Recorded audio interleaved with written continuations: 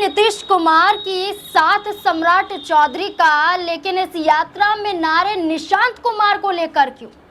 बिहार का मुख्यमंत्री कैसा हो, निशांत कुमार जैसा हो, और सम्राट चौधरी के सामने इन नारों का लगना क्या बता रहा है कि बीजेपी के लिए एक बड़ी चुनौती खड़ी हो गई है कि सम्राट चौधरी या फिर निशांत कुमार।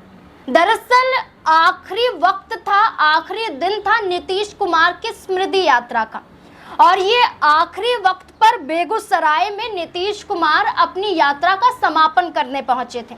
इस यात्रा के दौरान जैसे ही गाड़ी से बाहर नीतीश कुमार निकलते हैं, साथ होते हैं सम्राट चौधरी। जैसे ही सम्राट चौधरी होते हैं और उनके पीछे होते हैं उप मुख्यमंत्री विजय कुमार सिन्हा, और नारा जनता द्वारा लगाया जाता है कि निशांत कुमार जैसा मुख्यमंत्री चाहिए, निशांत कुमार को ही बिहार का मुख्यमंत्री बनाया जाना चाहिए।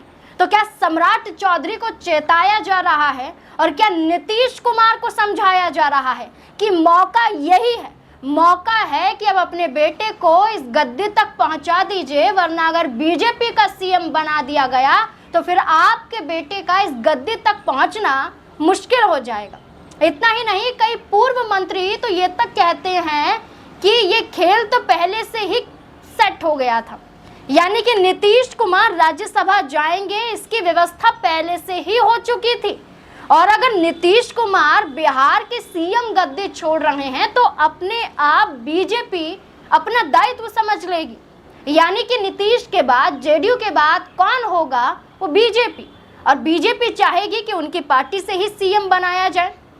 महाराष्ट्र में तो बखूबी देखा गया, देवेंद्र फडणवीस को जब सीएम कुर्सी सौंपी गई और एकनाथ शिंदे का हाल हम सबने देखा कि कुछ कह भी नहीं पा रहे थे और कुछ एक्शन भी नहीं कर पा रहे थे, मजबूरन साथ रहना पड़ा था। तो ये मजबूरी नीतीश कुमार की पार्टी के पास ना आ जाए, अभी से ही सलाह दी जा रही है कि निशांत कुमार को गद्दी तक पहुंचा दीजिए। यात्रा में नारे लगना, सम्राट चौधरी का सिर झुक जाना और नीतीश कुमार का बार बार ये कहना कि हम कहीं थोड़ी जा रहे हैं, हम तो बिहार में ही हैं सुप्रीम सीएम बनकर। तो क्या वाकई सुप्रीम सीएम अगर नीतीश कुमार होंगे तो क्या सीएम निशांत कुमार को ही बनना चाहिए?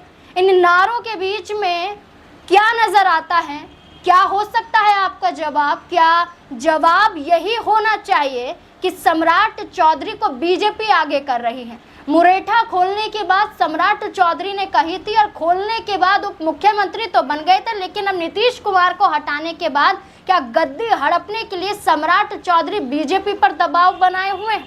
और इस बीच में निशांत कुमार के नारे लगवाए जा रहे हैं, और जेडीयू के जरिए अगर निशांत कुमार को चुना जा रहा है, अगर ऐसा नहीं होता है तो क्या होगा उस वक्त जब जेडीयू के विधायक और सांसदों की नाराजगी देखने को मिलेगी निशांत कुमार को अगर ये पद नहीं मिलता है?